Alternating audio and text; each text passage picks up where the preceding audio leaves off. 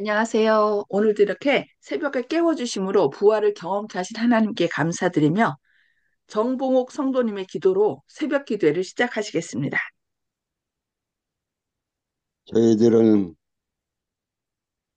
하나님 아버지를 늘 생각하지 못하고 저희들 자의대로 사는 줄 알고 살고 있습니다만 오늘 아침에도 저희들을 이렇게 깨워주셔서 초대하여 주시니 감사합니다.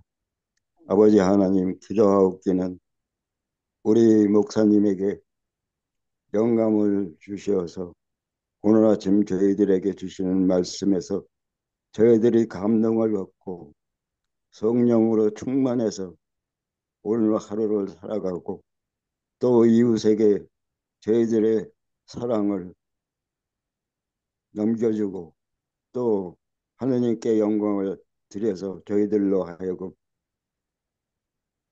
세상 사람들에게 모범이 되게 하여 주시기를 간절히 바라옵고 원하올때 사랑이 많으신 우리 주 예수 그리스도의 이름으로 기도하옵나이다.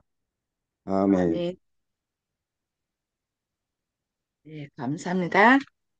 네, 오늘은 치료봉사 제4장 병자의 간호 중에 여덟 번째 시간 동정 첫 부분을 이렇게 말씀을 통하여 은혜를 나누도록 하겠습니다. 마음에서 생긴 병을 다룰 때는 큰 지혜가 필요합니다. 비탄에 잠긴 병든 마음, 낭망 중에 있는 마음은 부드러운 치료가 필요합니다.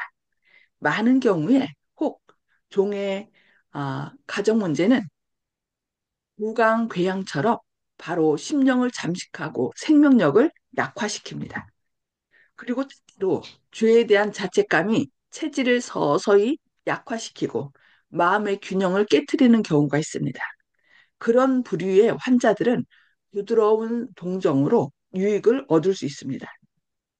의사는 제일 먼저 환자의 신임을 얻고 그 다음에는 그들에게 위대한 치료자를 가르쳐 주어야 합니다. 만일 그들이 믿음으로 참된 의사이신 예수님께로 인도되어 그분께서 그들의 사정을 맡아주신다는 확신을 갖게 되면 그것이 그들에게 심령의 해방과 때로는 육체의 건강을 줍니다. 동정과 기지는 냉랭하고 무관심한 방법으로 하는 가장 기술적인 치료가 줄 수 있는 것보다 더 큰 유익을 환자들에게 줄 수 있다는 것이 때때로 입증될 것입니다. 의사가 무관심하고 부주의한 태도로 병실을 방문하여 별반 관심 없이 앓는 사람을 쳐다보고 크게 주의할 필요가 없는 상태인 듯한 인상을 말이나 행동을 통하여 남겨놓은 후 환자 자신이 마음대로 생각하게끔 버려둔다면 그는 의심할 여지 없이 그 환자에게 해를 줄 것입니다. 그의 무관심으로 생긴 의심과 낭망은 때때로 그가 처방해주는 좋은 치료의 효과를 무효로 만들 것입니다. 만일 의사들이 고통으로 마음이 겸허해지고 의지력이 약화된 사람, 그리고 동정과 보증의 말을 듣고자 갈망하는 사람과 입장을 바꿔볼 수 있다면 그들은 그의 감정을 더욱 더 잘 이해하게 될 것입니다. 그리스도께서 환자들을 위하여 보여주신 사랑과 동정이 의사의 지식과 합해지면 그 의사가 나타내기만 해도 축복이 될 것입니다. 환자를 다룰 때 취하는 솔직한 태도는 환자의 신뢰심을 일으켜주므로 회복에 크게 된다는 것이 입증되고 있습니다.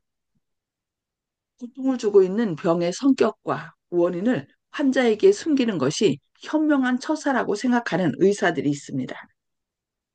많은 사람들은 사실을 말함으로 환자를 흥분시키고 낙담시킬 것을 두려워하여 회복에 대한 거짓 희망을 가지게 하고 위험에 대하여 경고를 받지 않은 채 환자가 무덤으로 내려가도록 허용하기까지 될 것입니다. 그런 모든 처사는 현명하지 못합니다. 환자에게 그가 직면하고 있는 위험을 남김없이 다 설명해 주는 것이 반드시 안전하거나 최선의 길이 아닐 아닐 수도 있습니다.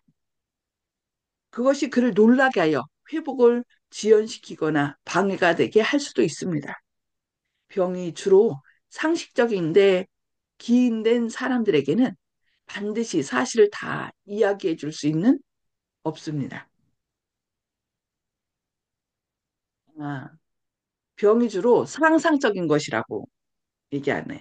상상적인 것으로 기인된 사람들에게는 사실을 이야기해 주면은 그게 더 그 자신의 병명으로 인하여 자기는 죽을 것이라는 상상을 하기 때문에 오히려 해가 된다는 거죠.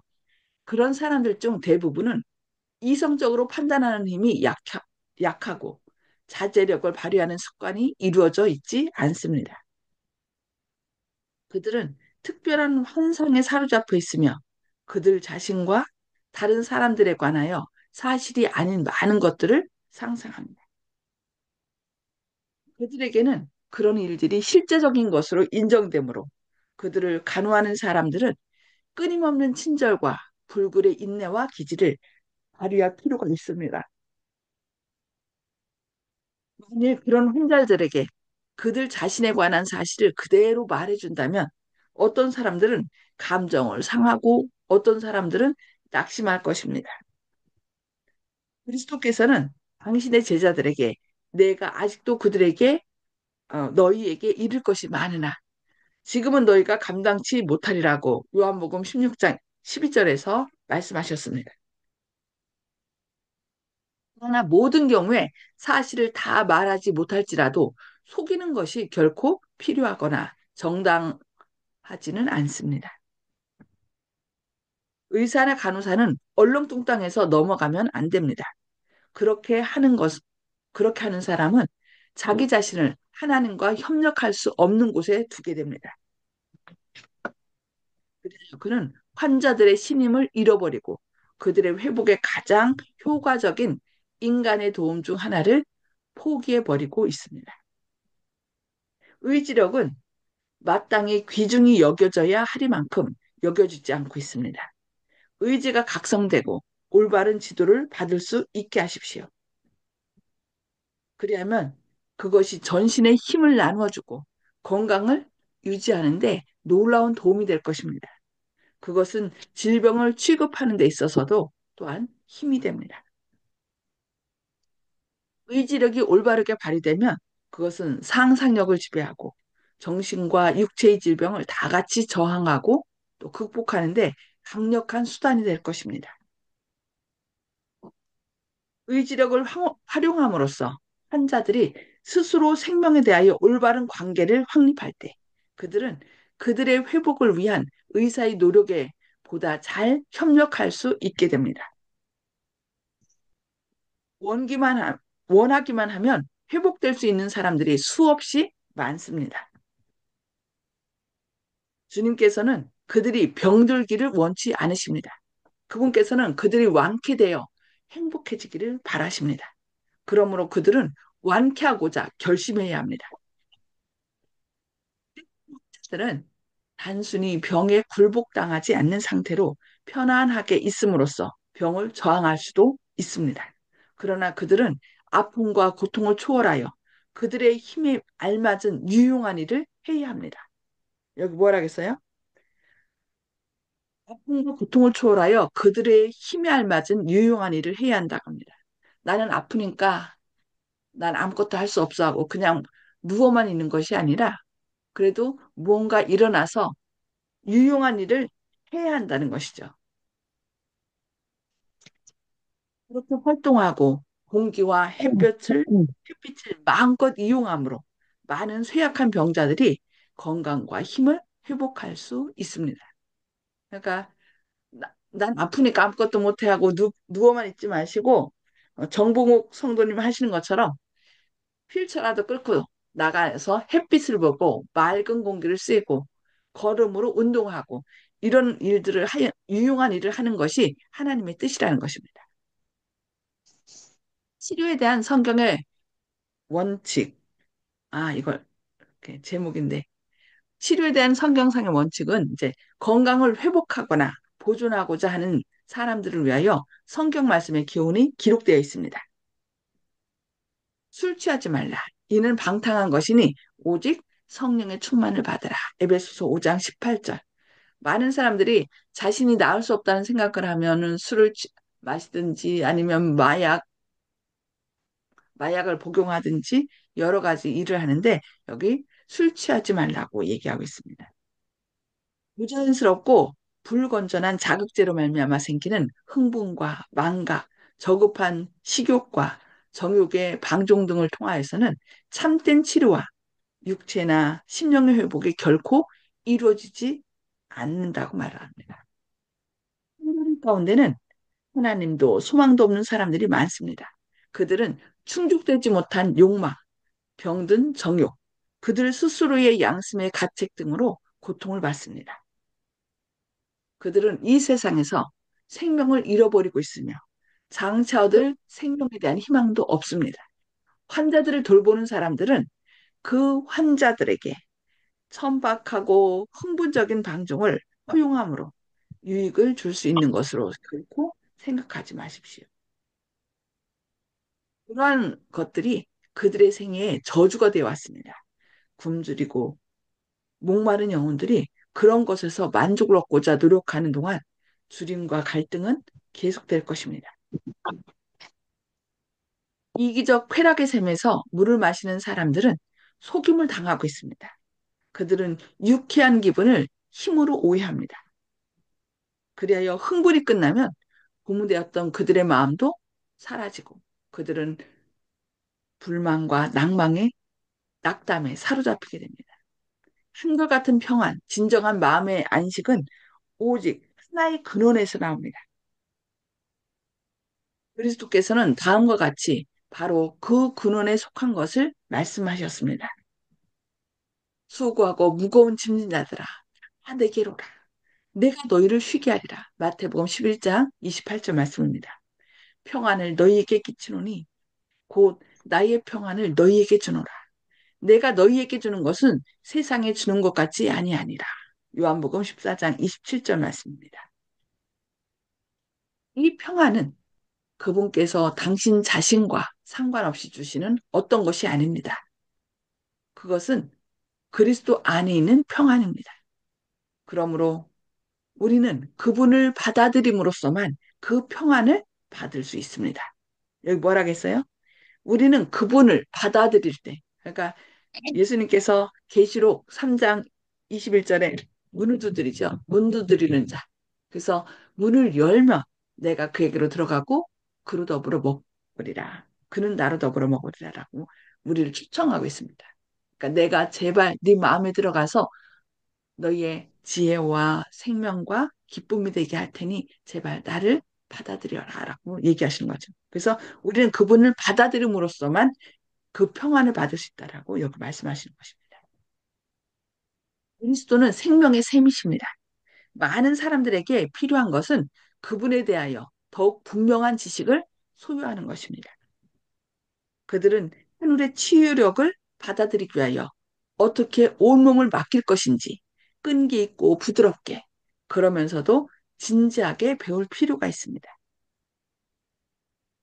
하나님의 사랑의 빛이 어두운 영혼의 밀실을 비칠 때 불안한 염려와 불만은 사라지고 흡족한 기쁨이 정신에 활력을 주고 육체에 건강과 힘을 줄 것입니다. 네, 오늘은 여기까지 보겠습니다. 여기 뭐라 했어요? 사랑이신 생명의 샘이신 예수님을 우리 마음 가운데 영접할 때 우리 마음속에 불안과 염려는 사라지고 흡족한 기쁨이 정신에 활력을 주고 육체에 건강과 힘을 줄 것이라고 말씀했습니다. 네, 음소거를 다 해제해 주시고요. 나눔의 시간을 갖겠습니다. 하나님께서 오늘 말씀을 통하여 우리에게 어떤 감동을 주시고 또 우리를 깨우치시고 결심하게 하는지 그 결심한 바를 서로 나누는 시간 갖겠습니다. 송수폭 집사님 먼저 말씀해 주시기 바랍니다. 예, 우리가 환자를 대할 때에 그 환자 상태를 봐서 말을 삼가서 해야지 그 마음 심령을 상한 사람에게 그러한 또 말을 한다면은 그 사람이 더 상처를 받는다고 하는 말씀에 동감을 받았습니다. 동감입니다.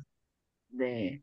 그, 우리가 경우에 합당한 말을 해야 되겠죠. 그러니까 네, 어려움 가운데 있는 사람들한테 어떻게 도와줄 수 있는지 진짜 성령님께 기도하면서 그들을 일으켜 세우고 또 혹 잘못됐다 할지라도 하나님께서 그것을 통하여 영원한 생명을 주신다는 것을 우리가 꼭 전해야 될 것 같습니다. 네, 감사합니다.